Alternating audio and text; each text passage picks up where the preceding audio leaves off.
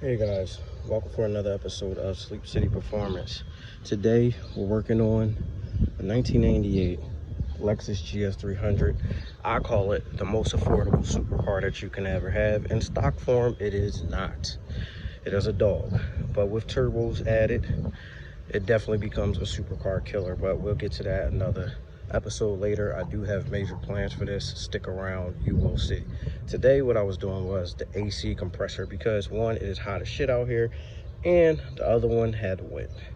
So I pretty much started the whole process. I'm actually wrapping it up, but the video came to me. I was like, you know what, let me just do it to show people how it's done. I have seen other videos where people skip some important steps just to try to do it faster, but I found that it makes the job a little bit more difficult if you don't take off a couple things.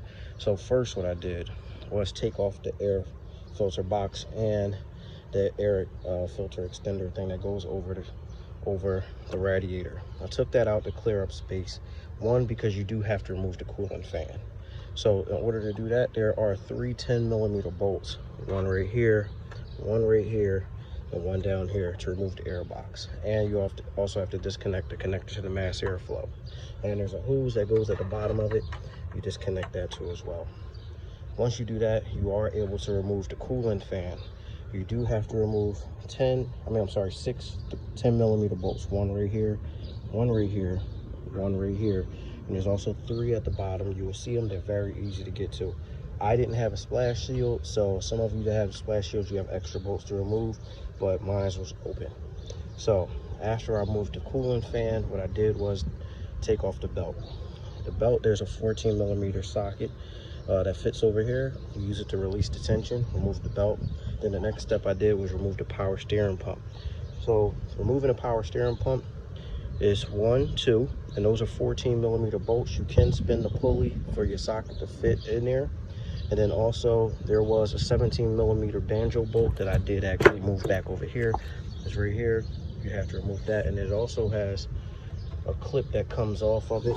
It looks like this, that you do have to save. So 17mm banjo bolt that comes off, and then also there's a connector at the bottom of the power steering pump right here that you do have to disconnect. That's on the bottom of the AC compressor. This is the coolant fan as well. So once you remove the coolant fan as well, there's a couple steps too. There's 2 connectors at the bottom of it right here. Let's get this fork out of here. Okay, so once you remove that and disconnect the hose that goes to the radiator, you'll be able to go.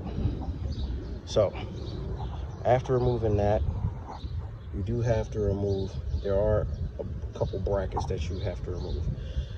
There's one that goes over here, actually, that I actually forgot to put back, so I'll put it back, but it's right here. It comes off of here once you put it on or whatever.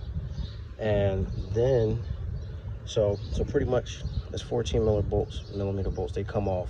This bracket will come off once you remove these 2 14mm bolts, and this bolt that goes to the AC compressor, the bracket will come off.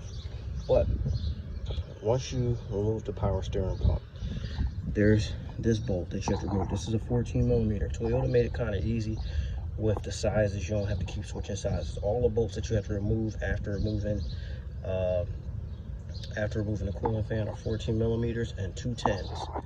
So 14mm here, you have to move it. Once you remove this, if you haven't discharged your AC, you should discharge it. I did it the wrong way, but I still was able to discharge it. I got this hose from AutoZone. I put this on the low pressure side, and I opened up the valve and I discharged it. Now, also you can use that to refill as well.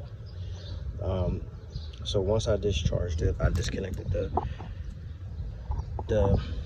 this is the high pressure hose, and then there's the low pressure down there. Those are 10mm bolts right here. Behind there, I don't know if you can see, I'm gonna try my best to point at it. There is a bolt right here. I'm sorry, let's see if I can get a better view.